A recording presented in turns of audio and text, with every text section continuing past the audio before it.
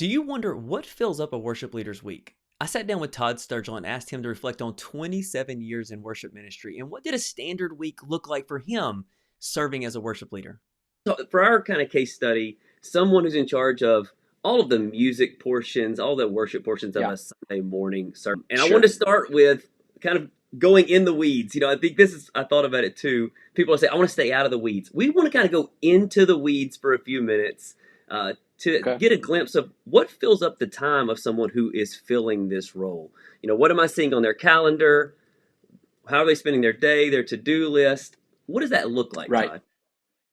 Yeah.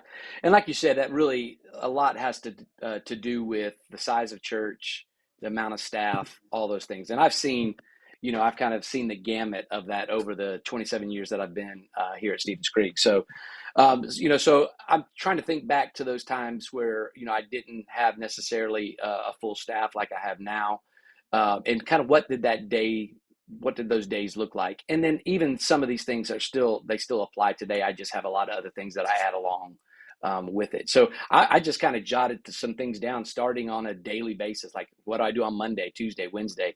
And so Mondays, for most people, I think that are in ministry, it's a kind of a recovery day. I Yeah. mean, you spend a lot of energy. You gear a lot of things towards that Sunday experience, that Sunday services that people have, and you can really leave there depleted. And so Mondays, I really try to use that as a time to kind of just recharge a little bit, to kind of recover. So I don't plan a whole lot of things that's going to take a whole lot of brain energy on that day, Yeah. and just try to recover. So that's one of the things that we do. We do a lot of evaluation because it's fresh in our mind what just happened on that day on Sunday, and so we do a lot of evaluation. Some of that self-evaluation. I always watch the service and Yeah. critique, the flow of things. I critique myself, the things I say, things I shouldn't have said. I go, oh man, Todd, what were you thinking on that? To just try to make myself better for the next Yeah. time when I go out and say I learned a lesson here or there. And then I also something that I started years ago. I write thank you notes, and so people on my team, I use that day to, just a few. I usually do three, and just saying, hey, thanks for serving on the camera today. Because of you, you know, Yeah. thousands of people were able to experience the service or whatever it Yeah. might be. But man, those mean so much. You just don't think about it, Yeah. but you send it out, and then they post it on Instagram and say, "Hey, Pastor Todd, sent me a note or sent me a text just thanking me for the note." And it's just like, okay, that Yeah. wasn't a whole lot. I didn't say a whole lot, but it means so much to people. So, Yeah. just really trying to Yeah. think about those kind of things on Monday. So that's kind of, a Monday. It's kind of low key, Yeah. just recovery, evaluation, and just kind of Yeah. some loose ends maybe that you need to take care of from the weekend. And so Yeah. then usually on Tuesday, Tuesday's more of a work on Sunday, work on the next thing that's coming up.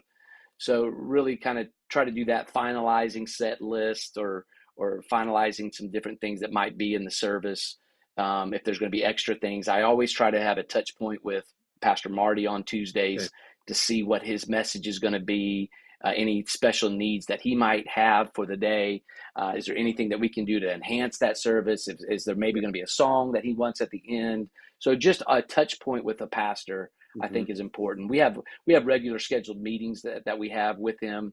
So I see him in those, but also just a text or whatever that I sometimes do just to touch base Okay. with him. Um, so and then a lot of times on Tuesday, at least with us over the years, we've had staff meetings, Okay. Yeah. different, church-wide staff type of things that we have to be a part of. So Tuesdays are meetings, finalizing some stuff for Sundays and kind of making sure you touch base with the pastor. Wednesday I use really as over the years has been kind of a day to create. This is kind of midway through the week. Let's, if you want to create some different experiences that you might be trying to do, something new you might want to incorporate into the service. Write if you write music, this is a Yeah. great day to kind of do that. it's a day to work on the ministry. Yeah. We so often are working in the ministry, doing the Yeah. ministry, but so often we don't take the time or carve out space to work on the ministry. And so this is a day that I use over the years as to work on the ministry. And then just to touch base with my team, some team building type things or reaching out to people. I like to go to lunch with people, on a regular basis just to touch base with them. If I have some folks that are going through hard time or whatever, I usually try to reach out to them on that day. So it's just kind of one of those days to create, to kind of work with your team, Yeah. just those kind of things. And then Thursday for us has always been, final things for Sunday. Like Yeah. it's usually a mad dash to get everything ready. Any last minute details that you have to do, that you have to get ready to go. The stage, if there's things you need to get on the stage different, or make sure that things are cleaned up, make sure things are ready to go.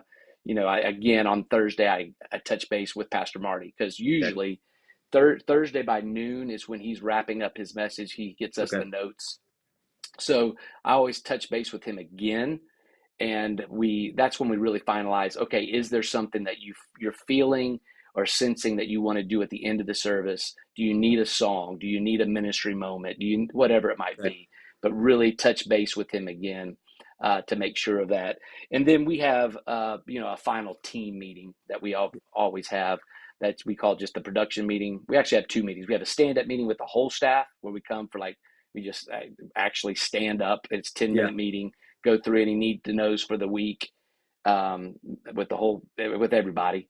And then I have a production meeting after that. That's everybody that's going to be involved in Sunday. So campus pastors, worship leaders, whoever come together on that. People who are doing Yeah. comments in that service that day, production director, and we go through the service, making sure we have everything that we need for all three campuses. So just some kind of meeting with whoever you have, your staff Yeah. or your volunteers, that you can get on a Zoom call or whatever it might be, but to touch base on Sunday service, make sure everybody's on the same page. So that's basically the week as a Yeah. snapshot. There's a lot more things there, in Yes. there, but those are kind of the big things I would think, have been important for me over the years. Yeah. As far as I'm guessing as far as like practices, the actually, Yeah, that stuff. yeah, I mean, you guys have midweek, Sunday morning. How does that work? How's that worked over time for you as far as what practicing looks like? sure. Yeah, now we've done it several different ways. But what I started doing years ago, especially when my kids were young, Mhm. um, I did away with a midweek rehearsal. And the reason I did that is, I wanted to coach my kids. I wanted to be in their lives. And if I had a regular scheduled rehearsal every Tuesday night or whatever it might be, I was missing that opportunity to be with them. And so I did everything I could to make it to where my team is going to be prepared, and I expect that they're going to be prepared, and give them all the tools that they need, so that when Okay. we come in on Sunday morning and have our rehearsal, that they have it together. So, there's a lot that goes along with that. You have to find players that are, able to do that. You have to create a culture where that is expected. But we have been able to do that. And so, you know, could we be better if we had a midweek? Yes, we probably could. Mm. But I feel like that what we do in honoring people's time, and honoring their, being able to spend time with their family, and Yeah. being able to coach your son or your daughter in a sport or whatever it might be, I think it outweighs what the little bit more uh, togetherness or whatever the band might have. It's just, I don't know if it's worth it. Yeah. So Which that's I how we've operated. So Yeah. Which when I hear that too, what I hear is the responsibility, the ownership of having the team ready for Sunday morning still falls squarely on your shoulders. It's just, can I do it through this other avenue versus a rehearsal, just making sure they have what they need, yeah, building the culture, all those same elements that are still required that Sunday yeah, morning when they show up, they're ready to do what they need to do. sure. And some of that too, I think is where uh, people are in their lives that are on your team. When we first started, me and my wife, we didn't have kids. We were didn't have a whole lot to do in the evenings. A lot of my team was that same way. We had the same team pretty much every week. The church wasn't large, so Yeah. it was more of a community type thing, and we loved coming to those. So there's some places where that works, and it's best. But we got to a place where our church grew. The people that were on the teams were all different places in their lives, and it just made it to where this was probably the best option for us, and it has been thus far. So I'd love to hear from you. What would you say are some of the biggest responsibilities and activities that fill up the week for a worship leader? Leave your answer in the comments below. I'd love to see what you have to say. This clip was actually part of a larger conversation that Todd and I had about the role clarity for worship leaders. I actually have created a reflection guide to help you find your answer to what you consider to be the 4 key roles for a worship leader, along with some reflection and discussion questions.